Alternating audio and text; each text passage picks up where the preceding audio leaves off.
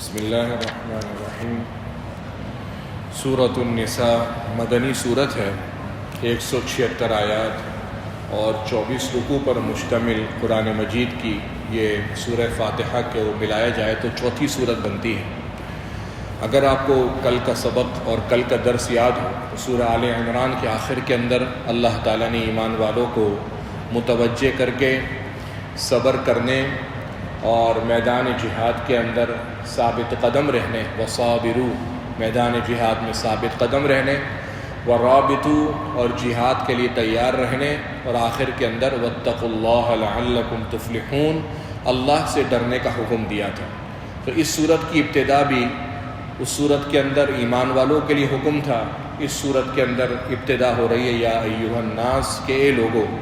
پورے قرآن مجید کے اندر 20 مقامات پر یا ایھا الناس آیا ہے، اور عموماً جو مدنی صورتیں ہیں اس کے اندر یا ایھا الناس زیادہ ہوتا ہے، اور مکی صورتوں کے اندر عموماً یا ایھا الذین آمنوا زیادہ ہوتا ہے۔ ابتدا اس بات سے ہے کہ یا ایھا الناس اتقوا ربکم، اے لوگو اپنے رب سے ڈرو، الذی خلقکم من نفس واحدہ، جس نے تم کو ایک جان سے پیدا کیا، یعنی حضرت آدم علیہ السلام کو مٹی سے، اور اس کے بعد حضرت حوا کو حضرت آدم سے پیدا کیا، وخلق منہا زوجہا، اور تو اس میں سے جوڑ بنایا، جیسے حضرت آدم کے لیے حضرت حوا کو جوڑ بنایا، وبث منہما رجالا کثیرا ونساء، اور وہاں سے حضرت آدم اور حوا سے ایک بہت بڑی انسانیت کا حصہ ان دونوں سے مل کر اولادوں کے ذریعے سے توالد اور تناسل کے ذریعے سے پیدا ہوا۔ واتقوا اللہ الذی تساءلون بہ والارحام، اللہ سے ڈرو کہ جس کا نام لے کر تم لوگوں سے بات کرتے ہو، سوال کرتے ہو، والارحام، اور خبردار رہو اپنے رشتہ داروں کے بارے میں کہ ان کے ساتھ بھی معاملات کرنے میں اللہ سے ڈرو۔ ان اللہ کان علیکم رقیبا، کیونکہ یہ مت سمجھنا کہ تم اپنے ماتحتوں کے ساتھ جیسا تیسا سلوک کر لو، کیونکہ اللہ تعالیٰ تم پر نگہبان ہے۔ نکاح کا جو خطبہ ہوتا ہے اس کے اندر 3 آیات کے اندر جو آیتیں پڑھی جاتی ہیں اس میں سے ایک آیت یہ بھی ہے، اور 3 آیت کے اندر 4 دفعہ اللہ سے ڈرنے کا حکم ہوتا ہے، اور جو سب سے پہلی آیت نکاح کے خطبے میں پڑھی جاتی ہے وہ آیت یہی ہے، جس ایک آیت میں 2 دفعہ اللہ سے ڈرنے کا حکم ہے۔ اور یہی زمینی حقیقت ہے کہ جس گھرانے کی بنیاد، جس میاں بیوی کے رشتے کے جوڑ کی بنیاد خوف خدا اور اللہ سے ڈر کے اوپر مشتمل ہو، وہ خاندان، وہ گھرانے کبھی بھی ناچاقی اور نا اتفاقی کی وجہ سے ٹوٹ پھوٹ کے اندر مبتلا نہیں ہوتے، جبھی نکاح کے خطبے کے اندر اللہ سے ڈرنے کا حکم دیے جانے والی آیات پڑھی جاتی ہیں۔ اس کے بعد اللہ تعالیٰ نے یتیموں کے ساتھ حسن سلوک کا ذکر کیا،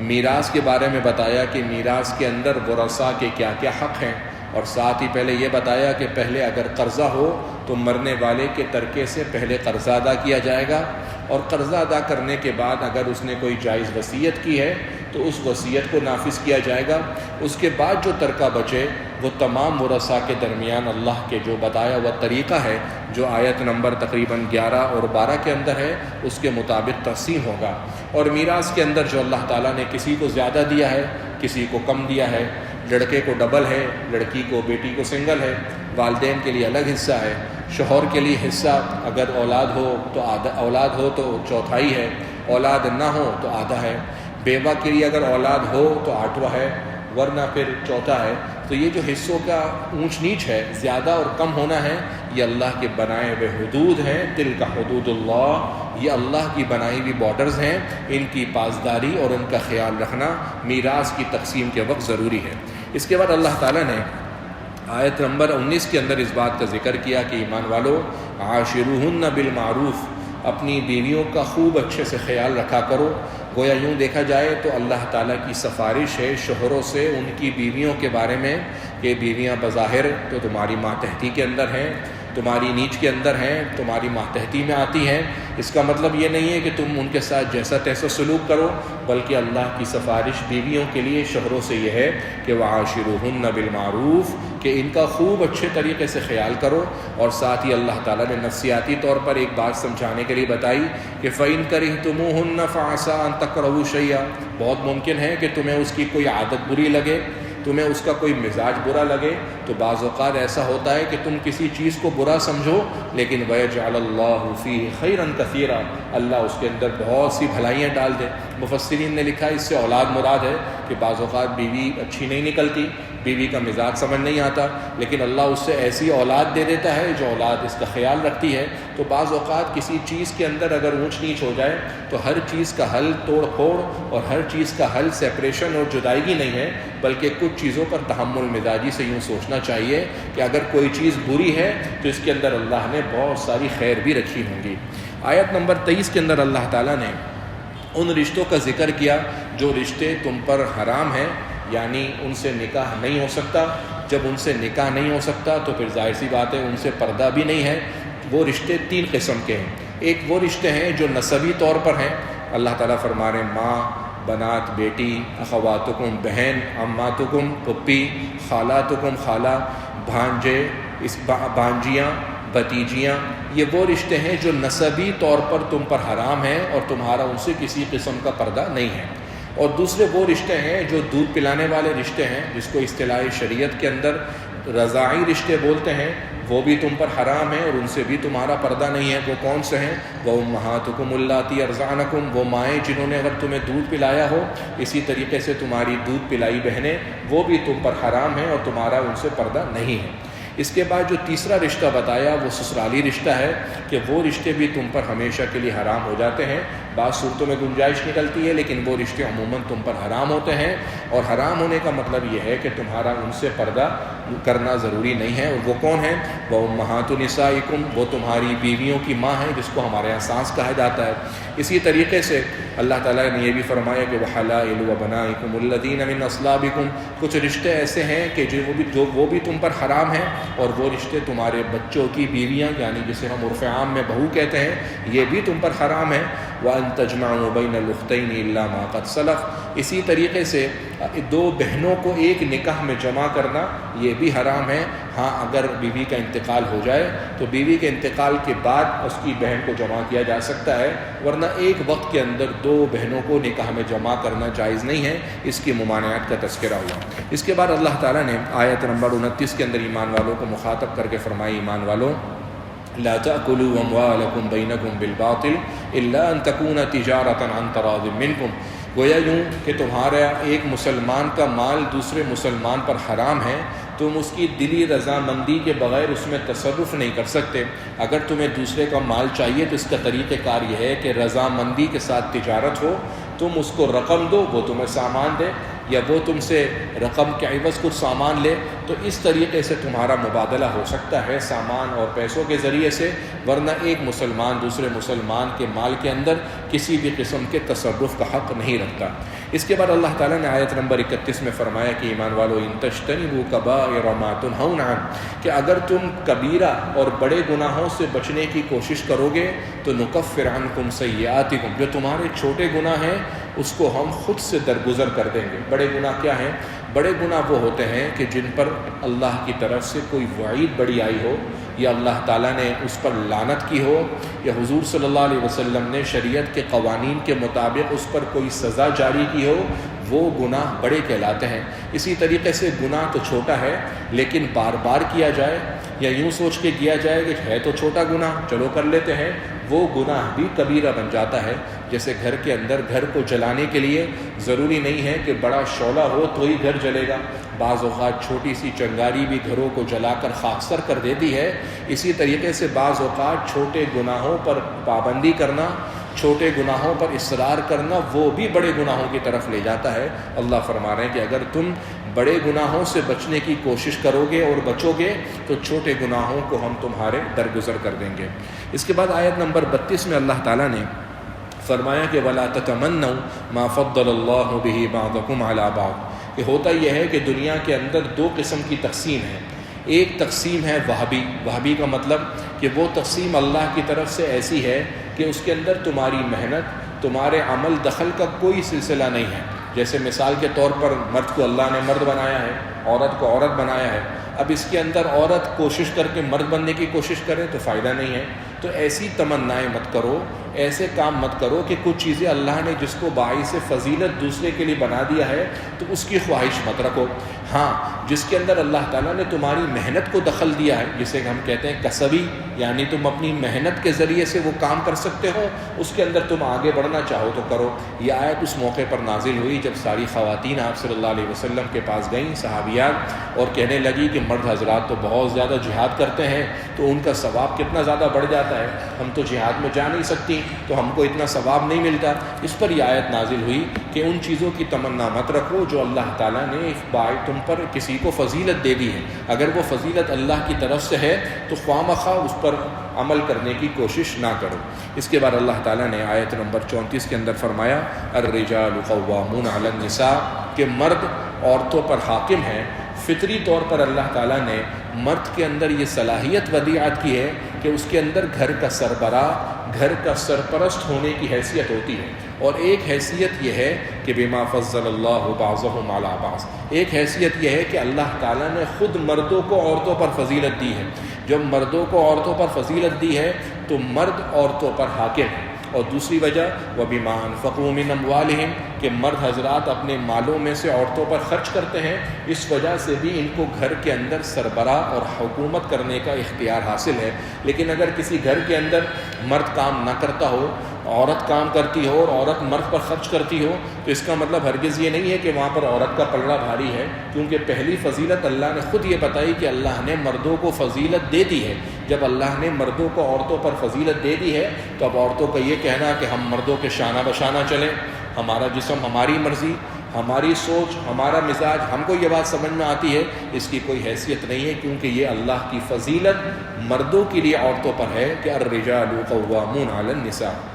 اس کے بعد اللہ تعالیٰ نے اچھی اور پاک بیویوں کا تذکرہ کیا کہ وہ نیکوکار ہوتی ہیں، قانتات، اللہ کی عبادت کرنے والی ہوتی ہیں، اور جب شوہر نہیں ہوتا تو شوہر کے مال میں، اس کی عزت کے اندر خیال کرنے والی ہوتی ہیں۔ اس کے بعد مردوں کو بتایا کہ مردوں، اگر تمہاری بیوی کسی بھی قسم کی تمہارے ساتھ اختلاف کرے، تمہارا اس کا کوئی جھگڑا ہو جائے، وہ تمہاری نافرمانی کرنے لگے، تو اس کا بہت آسان سا حل اللہ تعالیٰ نے 3 الگ الگ اسٹیجز کے اندر بتایا۔ سب سے پہلے موقع پر فاعظوہن، ان کو محبت کے ساتھ، موقع کا خیال رکھتے ہوئے حکمت کے ساتھ نصیحت کرو، ان کو سمجھاؤ اور ان کو سمجھا کر اس پر اپنانے کی کوشش کرواؤ۔ یہ نہ ہو سکے تو دوسرے نمبر پر وَاهْجُرُوهُنَّ فِي الْمَضَاجِعِ، ان کے بستر گاہیں الگ کر دو، یعنی اگر وہ پھر بھی تمہاری بات نہیں مانتی تو تم ان سے اپنا بستر الگ کر لو۔ ایک خاندانی اور شریف عورت کے لیے یہ بات بہت بڑی تحقیر ہے، اس کی توہین ہے کہ اس کے شوہر اس کے بستر پر اس کے ساتھ نہ سوئے۔ تو یہ بہت دوسرے نمبر پر اللہ نے بتایا کہ ان کے ساتھ اپنے بستر الگ کر دو تاکہ ان کو نصیحت حاصل ہو۔ پھر بھی اگر وہ نہ کریں وَاضْرِبُوهُنَّ، تو پھر ہلکی سی مار تم ان کو مار سکتے ہو، بہت معمولی سی مار جو صرف اور صرف تادیباً ہو، جس میں کسی بھی قسم کا نشان نہ پڑے، کسی بھی غلط قسم کے عُذر پر نہ لگے، ہلکی سی مار مارنے کی اجازت ہے۔ اور ساتھ ہی بتایا فَإِنْ أَطَعْنَكُمْ، پھر اگر وہ تمہاری بات مان لیتی ہیں فَلَا تَبْغُوا عَلَيْهِنَّ سَبِيلًا، تو پھر تم ان پر رستہ مت ڈھونڈو کہ اب وہ تمہاری ماتحتی میں آ گئیں، تمہاری بات ماننا شروع کر دی انہوں نے، تو اب ان کے اوپر تم حکومت کرنے لگو۔ کیوں؟ إِنَّ اللَّهَ كَانَ عَلِيًّا كَبِيرًا، ایک اللہ تمہارے اوپر بھی ہے جو سب جانتا ہے اور بڑی کبریائی والا ہے۔ اگر تم اپنی بیویوں کے اوپر بڑے ہو تو تمہارا اللہ تم پر بڑا ہے جو سب چیزیں دیکھ رہا ہے۔ اور ساتھ ہی فرمایا کہ اگر پھر بھی 2 میاں بیوی کی آپس میں نہیں بنتی ہو تو بہت آسان سا حل یہ کہ ایک پنچایت ہونی چاہیے، کوئی جرگہ ہونا چاہیے، کوئی فیصل ہونا چاہیے۔ فَبَعْثُوا حَكَمًا مِّنْ أَهْلِهِ،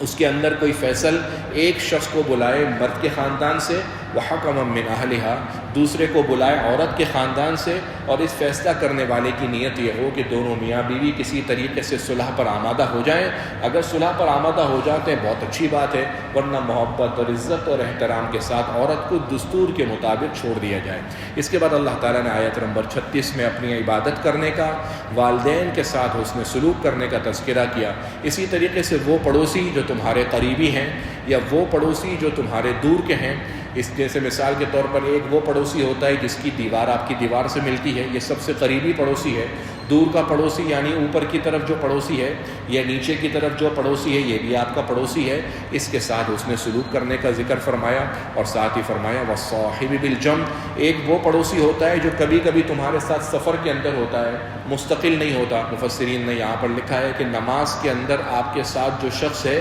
وہ بھی آپ کا تھوڑی دیر کے لیے پڑوسی ہے، ان کے ساتھ بھی حسن سلوک کرو۔ اسی طریقے سے وما ملکت ایمانکم، جو تمہاری ماتحتی کے اندر تمہارے اسٹاف ہیں، نوکر چاکر ہیں، ملازم ہیں، ان کے ساتھ بھی حسن سلوک کرو، کسی قسم کا تکبر مت کرنا۔ ان اللہ لا يحب من کان مختالا فخورا، اللہ کو اترانے والا، اکڑنے والا بالکل بھی پسند نہیں ہے۔ اس کے بعد اللہ تعالیٰ نے آیت نمبر 42 میں اس بات کا تذکرہ کیا کہ قیامت کے دن وہ لوگ جنہوں نے اللہ کا انکار کیا یا اللہ کے رسول کی بات نہ مانی، ان کی خواہش ہوگی لو تسوا بہم الارض، کہ آج زمین برابر کر دی جائے اور سارا حساب کتاب کا نظام درم برم ہو کر ختم ہو جائے تاکہ ہمارے اوپر کوئی حساب کتاب کی بات نہ ہو۔ اللہ فرماتے ہیں کہ ان کی یہ خواہش ہوگی۔ اس کے بعد اللہ تعالیٰ نے ایمان والوں کو اس نماز کے حوالے سے کچھ احکامات صادر کیے، اہل کتاب کے کچھ احکامات صادر کیے، اور ساتھ ہی آیت نمبر 48 میں اللہ نے فرمایا ان اللہ لا یغفر ان یشرک بہ، اللہ تعالیٰ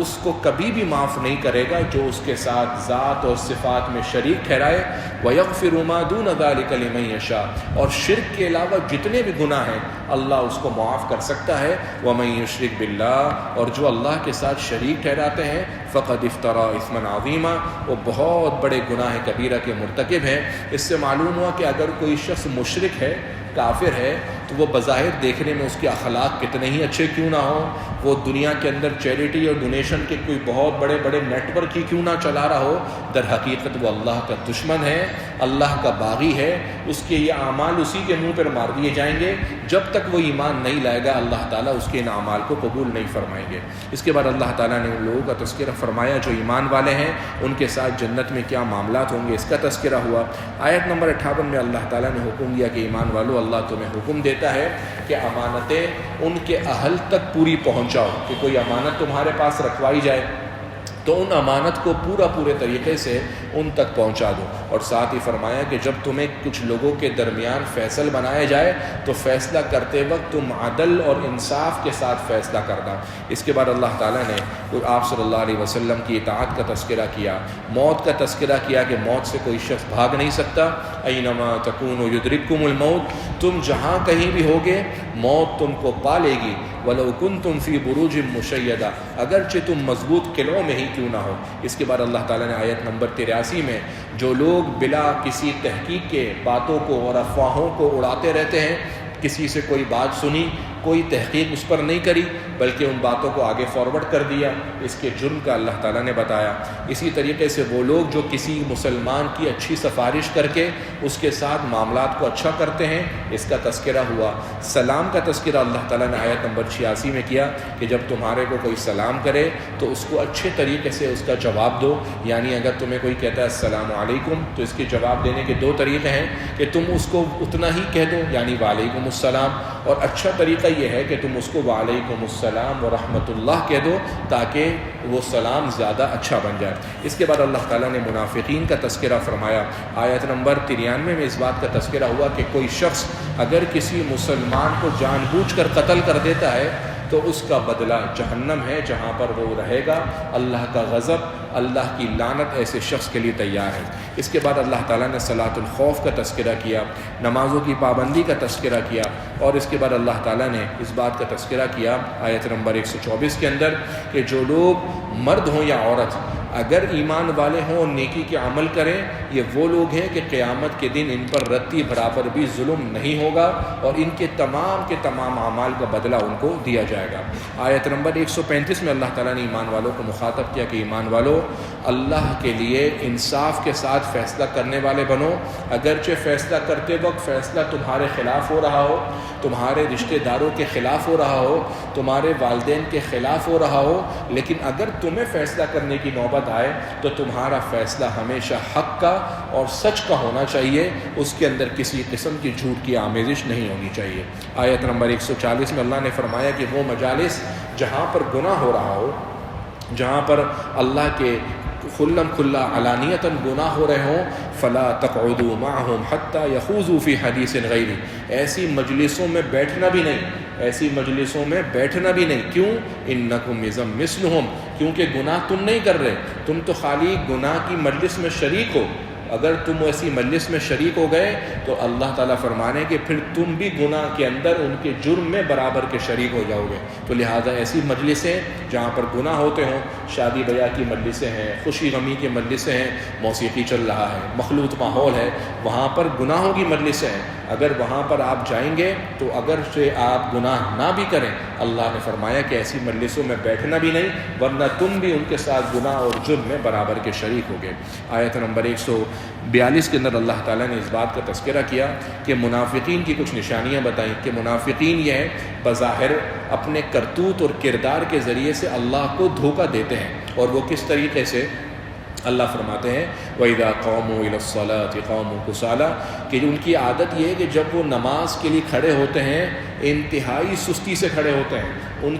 ان کو دیکھنے سے پتہ لگے گا کہ انتہائی سستی کے ساتھ نماز میں کھڑے ہیں۔ اور یُرَاؤُونَ النَّاسَ، خود نماز جو پڑھتے ہیں صرف اور صرف دکھلانے کے لیے پڑھتے ہیں، وَلَا يَذْكُرُونَ اللَّهَ إِلَّا قَلِيلًا، اور اللہ کا ذکر اس میں بالکل بھی نہیں کرتے مگر تھوڑا دکھانے کے لیے۔ اللہ فرماتے ہیں ان کا ایمان ایسا ہے کہ مذبذبین بین ذالک، مستقل شک اور شش و پنج کے اندر ہیں، لا الہ ہؤلاء ولا الہ ہؤلاء، نہ کفر کے ساتھ ہیں نہ ایمان کے ساتھ ہیں۔ تو اللہ تعالیٰ نے ان لوگوں کے بارے میں جو نماز کے اندر سست روی کرتے ہیں ان کو منافقین کی ایک نشانی بتایا۔ ہم لوگ نماز تراویح پڑھ رہے ہیں، ایک بڑی اچھی نماز ہے جس کے اندر اللہ تعالیٰ کا بہت قرب میسر آتا ہے۔ حدیث شریف میں ایک صحابی نے حضور سے پوچھا، حضور میں اللہ کے قریب ہونا چاہتا ہوں، کیسے ہو جاؤں؟ حضور نے فرمایا بہت آسان ہے، سجدہ کرو اور اللہ کے قریب ہو جاؤ۔ اسی طریقے سے حدیث میں اقرب ما یکون العبد من ربی وهو ساجد، انسان اپنے رب کے سب سے زیادہ قریب سجدے کی حالت میں ہوتا ہے۔ اللہ تعالیٰ رمضان کے مہینے میں 40 تراویح کے اضافی سجدے مجھ سے اور آپ سے کروا کر اپنا قرب حاصل کرواتا ہے۔ تو اس نماز کے اندر کوشش یہ ہونی چاہیے کہ رسم اور رواج کے مطابق جیسے تیسے کھڑے نہ ہوں، بلکہ چستی نشاط کے ساتھ کھڑے ہوں، کہ بھائی اس کے اندر سستی نہ ہو۔ مغرب کے بعد تھوڑی دیر گھر کے اندر ایک نیب لے کر آئیں، تھوڑی دیر لمبے ہو کر آئیں، تاکہ نماز کے اندر کسی قسم کی سستی نہ ہو، کیونکہ نماز کو سستی سے پڑھنا یہ منافقین کی نشانیوں میں سے ایک نشانی ہے۔ اس کے بعد اللہ تعالیٰ نے حضرت عیسیٰ علیہ السلام کا تذکرہ کیا، اور اس بات کا تذکرہ کیا کہ حضرت عیسیٰ علیہ السلام کو اللہ تعالیٰ نے جب ان کے اوپر ظلم ہوا تو اللہ تعالیٰ نے ان کو اس دنیا سے جب اٹھا لیا تو ان کو نہ سولی پر چڑھایا گیا نہ ان کو قتل کیا گیا، بلکہ اس وقت کے زمانے کے لوگوں پر ان کا معاملہ مشتبہ کر دیا گیا۔ وہ لوگ اس کے اندر تلبیس کے اندر پڑ گئے اور اللہ تعالیٰ نے حضرت عیسیٰ علیہ السلام کو آسمانوں پر اٹھا لیا۔ اللہ تعالیٰ مجھے اور آپ کو عمل کی توفیق دے۔ الحمدللہ رب العالمین، والصلاة والسلام علی سید الرسل وخاتم النبیین۔ اللهم لك الحمد حمدا دائما مع دوامك، ولك الحمد حمدا خالدا مع خلودك، ولك الحمد حمدا لا منتهى له دون مشيئتك، ولك الحمد حمدا لا يريد قائله إلا رضاك، ولك الحمد حمدا عند طرفة كل عين وتنفس كل نفس۔ اللهم صل على سيدنا محمد وعلى آل سيدنا محمد وسلم تسلیما۔ اے اللہ، ہم آپ سے ان تمام بھلائیوں کا سوال کرتے ہیں جن بھلائیوں کا سوال آپ سے آپ کے نبی صلی اللہ علیہ وسلم نے کیا۔ اے اللہ، ہم آپ سے ان تمام شرور سے بچنے کی پناہ میں آتے ہیں جس سے آپ کے نبی صلی اللہ علیہ وسلم نے پناہ مانگی۔ اے اللہ ارحم الراحمین، قیمتی رات جمعے کی شب جمعہ کی رات ہے، اس کے اندر ہمیں خوب اس وقت کی قدردانی کی توفیق نصیب فرما، ہماری تمام عبادات کو قبول فرما، ہمیں نمازیں اور عبادات سستی کے بجائے چستی کے ساتھ پڑھنے کی توفیق نصیب فرما، نماز کے اندر اپنی حلاوت نصیب فرما، ایمان کا مزہ نصیب فرما، نماز کے ذریعے سے ہم سب کو اپنے قریب فرما۔ اے اللہ ارحم الراحمین، جو وقت رمضان المبارک کا رہ گیا ہے اس کے اندر یہ سارا وقت ہمیں اپنی رضا والے کاموں میں خرچ کرنے کی توفیق نصیب فرما۔ اے اللہ، دن میں روزہ رکھنا، رات میں تراویح میں تیرے سامنے کھڑا ہونا، یہ سب تیرے لیے ہے۔ اللہ، اسے اپنی بارگاہ ہمیں قبول و منظور فرما۔ اے اللہ، ہم سب کو جب تک زندہ رکھنا، ایمان کی حالت میں رکھنا، اور جب اس دنیا سے اٹھانا ایمان کی حالت میں اٹھانا۔ اے اللہ ارحم الراحمین، جتنے ہم پر حقوق ہیں آپ کے اور آپ کے بندوں کے، ان سب کی ادائیگی کی فکر اور توفیق نصیب فرما۔ ہمیں اچھا پکا اور سچا مسلمان بنا، ہماری صلاحیتوں کو نیک کاموں کے مطابق خرچ کرنے کی توفیق نصیب فرما۔ اے اللہ گناہوں سے، گناہوں کی مجلسوں سے، نیک گناہوں کی بدعملیوں سے، گناہوں کی نحوستوں سے ہم سب کی حفاظت فرما۔ اے اللہ ہمیں اپنے گھروں کا ماحول 100% دین اسلام کے مطابق، اے اللہ شریعت کے مطابق ڈھالنے کی توفیق نصیب فرما۔ اے اللہ ہمیں اپنے بچوں بچیوں کی تربیت 100% اسلام کے مطابق کرنے کی توفیق نصیب فرما۔ اے اللہ ارحم الراحمین، ہمیں بھی معاف فرما، ہمارے والدین کو بھی معاف فرما، ہمارے رشتہ داروں کو بھی معاف فرما۔ یہ قرآن مجید کی تلاوت کرنا سننا اپنی بارگاہ میں قبول و منظور فرما۔ آپ کے محبوب صلی اللہ علیہ وسلم نے قرآن مجید کے ایک حرف پر 10 نیکیوں کا وعدہ کیا ہے۔ اے اللہ ارحم الراحمین، خوب اپنی شان کے مطابق ہمیں اس پر اجر نصیب فرما۔ وصلی اللہ وسلم علی خیر خلقی محمد وآلہ وصحبہ واہل بیتہ اجمعین برحمتک یا ارحم الراحمین۔